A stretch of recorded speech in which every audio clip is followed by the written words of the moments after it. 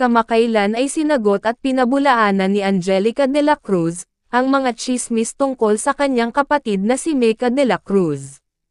Kasunod ng kasal ni Mecca kay Nash Aguas, umusbong ang espekulasyon sa netizens, kung saan marami ang nagkomento sa mga viral photos at videos, na nagmumungkahi na maaaring buntis si Mecca. Sa social media, itinuro ni Angelica ang record.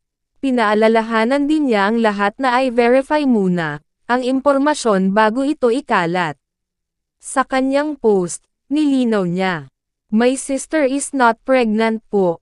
Please make sure na totoo bago po kayo mag-post. Salamat. How I wish totoo. Mecca de la Cruz, please baby girl ah.